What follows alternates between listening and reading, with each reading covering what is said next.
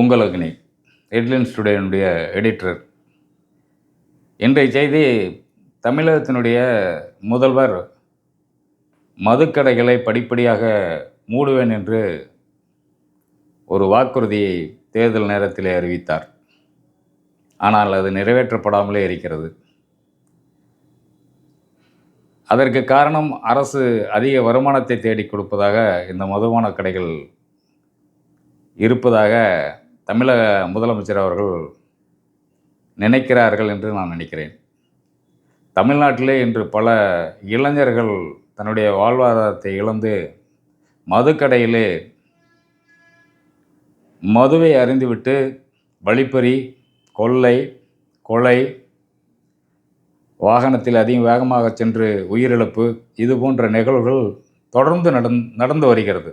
தமிழக முதலமைச்சர் சுற்றுப்பயணம் செய்கின்ற பொழுது அவருடைய அமைச்சர்களோ அல்லது மாவட்ட செயலாளர் அவர்களோ அல்லது ஒன்றிய செயலாளர், நகர செயலாளர்களை கூப்பிட்டு மதுபான கடை எத்தனை மணிக்கு திறக்கிறாங்க, எத்தனை மணிக்கு மூடுறாங்கன்னு கேட்டால் அவங்க காலையில் 12 மணி, ராத்திரி 10 மணிக்கு மூடிடுவாங்க ஐயா அப்படின்வாங்க. ஆனால் அது அத்தனையும் போய் மதுபான கடைகள் 24 மணி நேரமும் செயல்பட்டுக்கிட்டு தான் இருக்குது.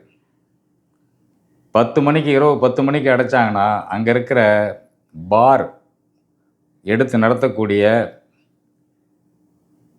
உண்மையான கட்சிக்காரங்க அவங்கெல்லாம் தொடர்ந்து 24 மணி நேரமும் பிளாக்கில் விற்றுக்கிட்டு இருக்கிறாங்க. அந்த 10 மணிக்கு, இரவு 10 மணிக்கு மூடிட்டாங்கன்னா விடிய விற்றுக்கிட்டு இருக்காங்க. இதனால் விடிய காலம் 4 மணி, 3 மணி, 5 மணி இது போன்ற தருணங்களில் இளைஞர்கள் படையெடுத்து வாங்கிட்டுருக்காங்க. காரில் வர்றாங்க, மோட்டர் சைக்கிளில் வர்றாங்க, காலையிலேயே குடிக்கிறாங்க, வேலைக்கு போகிறது கிடையாது, தன்னுடைய அப்பா அம்மாவை அடிக்கிறாங்க, பணத்துக்காக கொலை பண்ணுறாங்க, சாராயத்துக்காக மனைவி கொலை பண்ணுறாங்க. இந்த சாராய கடையை ஏன் இவர் தொடர்ந்து வச்சுக்கிட்டு இருக்காருன்னு தான் தெரியல. இந்த சாராய கடையை நடத்துகிற, பார் நடத்துகிற அத்தனை பேரும் திமுக காரணங்க.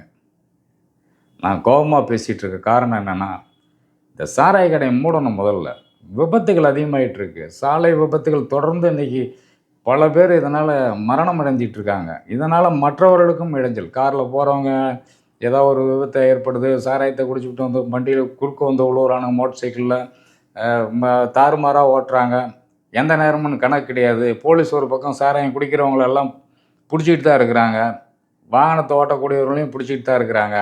ஆனால் இதெல்லாம் மீறி பிளாக்கில் விற்கிற சாராயம் அதிக அளவில் விற்றுட்டுருக்கு. 150 ரூபாய்க்கு ஒரு பீர் விற்கிறாங்கன்னா அதை 250 ரூபா, 300 ரூபாய்க்கு விற்கிறாங்க. சாராயத்தை 150 ரூபா, 200 ரூபா பாட்டிலுன்னா அதை 2 மடங்கான இரட்டடிப்பு வேலையில் தான் இந்த பாரில் கள்ளத்தனமாக நடந்துகிட்ருக்கு. இப்படி விற்றுக்கிட்டு இருக்கிற இந்த சூழ்நிலையில் இந்த சாராய கடையை படிப்படியாக குறைக்கணும். இன்றைக்கு தமிழ்நாட்டினுடைய திமுக அரசு வந்ததுக்கப்புறம் பல இளம் விதவைகள் இன்று தமிழ்நாட்டில் உலகிட்டுருக்காங்க. வாழ்வாதாரத்தை இழந்து, கணவனை இழந்து, குடிச்சே அவன் வேலைக்கு போகாமல் மனைவியை அடித்து, இல்லை ஆக்சிடெண்ட் ஆகி செத்து, இல்லை தூக்கு மாட்டி செத்து, இது போன்ற பல பெண்களுடைய தாலியை அறுத்து இன்றைக்கு இந்த நாட்டினுடைய முதலமைச்சர் அவர்கள் பல நற்செயல்கள் செய்துகிட்ருக்கார். இலவசமாக அள்ளி வழங்குறார். இதெல்லாம் யாரும் கேட்கல. ஆனால் இவராக எல்லாம் கொடுத்துட்ருக்கார். இப்போ எலெக்ஷன் வரப்போகுது. இந்த எலெக்ஷன் நேரத்தில் மாறணும். சாராய கடையை படிப்படியாக குறைக்கணும். இந்த பிளாக்கில் வைக்கிற அத்தனை தமிழ்நாட்டில் இருக்கிற பார்லையும் போலீஸ் அதிகாரிகளுக்கு தெரியாமையே கிடையாது. அங்கே தான் வாகனத்தை நிறுத்தி வச்சுருக்காங்க. பேட்டன் ரோடில் ஊர் சுற்றுற வாகனம் அங்கே தான் நிற்கிது. காலையில் அங்கே வாகனம் நிற்கிற பொழுதே சாராயத்தை வாங்கிட்டு போகிறாங்க. அவங்க கண் முன்னாடியே செய்கிறாங்க. அரசு அதிகாரிகளை கையை கட்டப்பட்டது, வாயை பொத்தப்பட்டது. போலீஸ் அதிகாரிகளாம் ஒன்றும் பண்ண முடியாது. ஐஏஎஸ், ஐபிஎஸ் அதிகாரிகள் பூரா அமைச்சர்கள் என்ன சொல்கிறாங்களோ அதுதான் கேட்கணும். முதல்வர் என்ன சொல்கிறாரோ அதுதான் கேட்கணும். அதனால தான் அவங்க பேசாமல் பல்ல கடிச்சிட்டு உட்காந்துருக்காங்க. யாரையாவது பிடிக்கலான்னு நினச்சா அவன் உடனே ஃபோனை போடுறான், தாறுமாறாக போலீஸ் அடிக்கிறாங்க. இன்றைக்கி அந்தளவுக்கு கேவலம் கெட்டு போச்சு. இன்றைக்கி போலீஸ் எதிர்த்து பேசுகிறாங்க. ஒரு காலத்தில் போலீஸ்னால் ஒரு மரியாதை இருந்தது, ஒரு தன்மானம் அவங்களுக்குன்னா ஒரு காக்கி உடுப்பு போட்டாங்கன்னா அப்படி நிமிர்ந்து நிற்பாங்க. போலீஸ்னா ஐயா வணக்கம் அப்படின்னுவாங்க. இன்றைக்கி யோ போயா வேலையை பார்த்துக்கிட்டுன்றான். ஒரு சின்ன பையன். இந்த சூழ்நிலையை உருவாக்குனது தமிழ்நாட்டினுடைய முதலமைச்சர். இதில் வந்து அவர் வெற்றி பெறுவாரா? இந்த இந்த திமுகனுடைய அரசு மீண்டும் ஆட்சிக்கு வருமாங்கிறது ஒரு கேள்விக்குறியாகவே இருக்குது. நான் இந்த காணொலியை வெளியிடுற நேரம் இன்றைக்கி தமிழ்நாட்டினுடைய எதிர்காலம் அப்படின்னு சொல்லி விஜய் வந்து மதுரையில் மாநாடு நடத்திட்டு இருக்கார். 4 லட்சம் பேர் 5 லட்சம் பேர் கூடுவான்ட்டு பல கோடி ரூபாய் செலவு பண்ணி அவர் மாநாடு நடத்துகிறார். அதில் ஒரு ஓட்டு பிரியும். பாட்டாளி மக்கள் கட்சியில் ராமதாஸும் அன்புமணிக்கும் பயங்கர சண்டை. ஒன்றா சேரவே மாட்டாங்க. ஏன்னா உடைந்த கண்ணாடி போயிடுச்சு. ஒன்றா சேர்ந்தாங்களாலும் அந்த மாவட்ட செயலாளர் மாவட்ட தலைவர்லாம் ஈகோவில் நின்றுருப்பாங்க. நீ என் பக்கம் போனா, நீ உன் பக்கம் போனா, நீ அப்பா பக்கம் போனவன் தானே, அப்பா கிட்ட வந்தவன் மகன்கிட்ட போனவன் தானே நீ அப்படின்னு இவங்களுக்குள்ள மனசுக்குள்ளே ஒரு தாக்கம் இருக்கும். அவங்களும் மனிதர்கள் தானே. அப்போ பாட்டாளி மக்கள் கட்சியினுடைய நிறுவனர் ஐயா டாக்டர் ஐயா ஒரு காலத்தில் சாராய கடை மூடணும்னு சொல்லி போராட்டம் பண்ணிகிட்டு இருந்தார். சாராய கடையில் பெண்களை அனுப்பிச்சி உடைச்சார். மதுக்கடையில் மூடுன்னு சொல்லி தகராறு பண்ணார். எவ்வளோ பிரச்சனைகள் பண்ணார். ஆனால் இன்றைக்கி வாயே பேச மாட்டேன்றார். ஒரு தீர்மானத்தை நிறைவேற்றினார் செயற்குழு பொதுக்குழுவில். 5-6 தீர்மானம். அது சாராய கடையில் மூடுங்க அப்படின்னு. திமுக அரசு விமர்சனமே பண்ணுறது கிடையாது. ஏன் இந்த ராமதாஸ் ஐயாவுக்கு என்ன ஆச்சுன்னு தெரியல. அன்புமணி இப்போ கேட்டுட்ருக்கார், சாராய கடையெல்லாம் மூடுங்க, போதைப் பொருள் அதிகமாகிடுச்சு, எல்லா பிரச்சனைகளும் வந்து கொலையெல்லாம் நடந்துகிட்ருக்குன்ட்டு அவர் நடைப்பயணத்தில் வந்து எழுச்சி நடைப்பயணத்தில் இப்போ கேட்டுட்ருக்கார். அவரை போன்ற எல்லா கட்சி தலைவர்களும் கேட்குறாங்க. திமுக அரசு செவியாக காதிலே கொடுத்து கேட்குறது கிடையாது.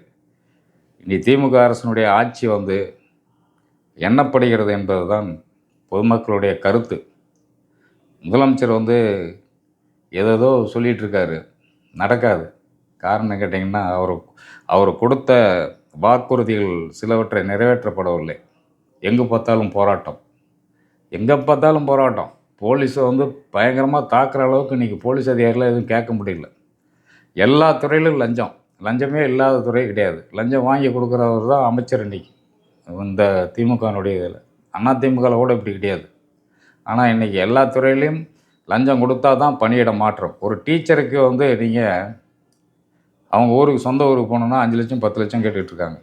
இது அமைச்சர் அன்பில் மகேஷ் பொய்யாமொழிக்கோ அல்லது வந்து உயர்கல்வித்துறை அமைச்சருக்கோ தெரியுமோ தெரியாதா?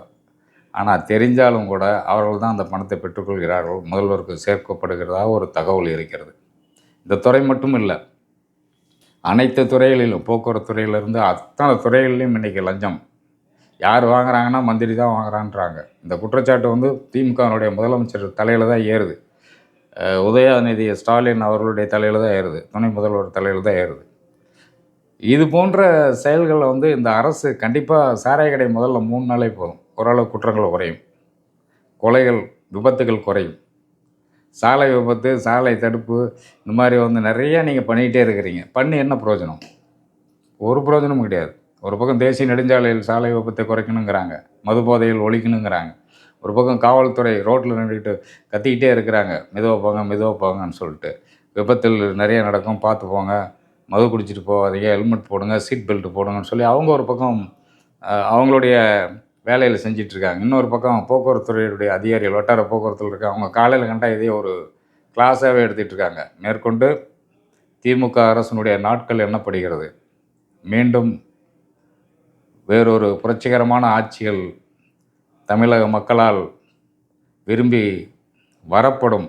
இச்செய்தியை நம்ம ஏன் சொல்ல வரோம்னா, சாராய கடைகளை மூடணும், டாக்டர் ஐயா தீவிரமாக சாராய கடைகள் மூடுவதற்கு போராட்டத்தை அறிவிக்கணும், டாக்டர் அன்புமணி ராமதாஸ் இதுக்கான போராட்டத்தை அறிவிக்கணும், மதிப்புக்குரிய சீமான் அவர்கள் இந்த போராட்டத்தை அறிவிக்கணும், அதிமுகனுடைய மாண்புமிகு பொதுச் செயலாளர் பழனிசாமி அவர்கள் இந்த போராட்டத்தை அறிவிக்கணும், திமுகவுக்கு ஒரு நெருக்கடியை கொடுக்கணும். சாராய கடைகள் நான் கண்டிப்பாக படிப்படியாக மூடுவேன்னு சொல்லிட்டு. சாராய கடைக்கு அமைச்சர் ஈரோடு முத்துசாமி தான். அவர் காவல்துறை அதிகாரிகளை கண்டுக்கிறதே கிடையாது. ஏயா நீ போய் ஏதாவது சொல்லலாம்ல, மூட சொல்லலாம், இந்த மாதிரி 24 மணி நேரம் செயல்பட்டுக்கிட்டு இருக்குன்னு சொல்கிறாங்களே அப்படின்னு. பணம் தான். லஞ்சம் என்பது இந்த ஆட்சியிலே தலைவிரித்து ஆடுகிறது. அன்புள்ள மக்களே, இந்த காணொளியை பார்க்கின்ற நீங்கள் வருங்காலத்தில் பெண்களாகிய நீங்கள் இலவசம் கொடுத்துட்டாங்க, பஸ்ஸில் வந்து நம்ம சும்மா போயிட்டுருக்கிறோம்லாம் நினைக்க வேண்டாம். யார் நல்லாட்சி செய்கிறார்களோ அவர்களுக்கான வாக்கு நீங்கள் செலுத்த வேண்டுமா என்போடு கேட்டுக்கொள்கிறேன். உங்களுடைய அக்னி. இந்த காணொளியை பார்க்கின்ற அனைவரும் சப்ஸ்கிரிப்ஷன் பண்ணுங்கள், வியூஸ் போடுங்க. தொடர்ந்து நான் உங்களிடம் பல செய்திகளை கொண்டு வந்து கொண்டே இருப்பேன். நன்றி, வணக்கம். உங்கள் அக்னி.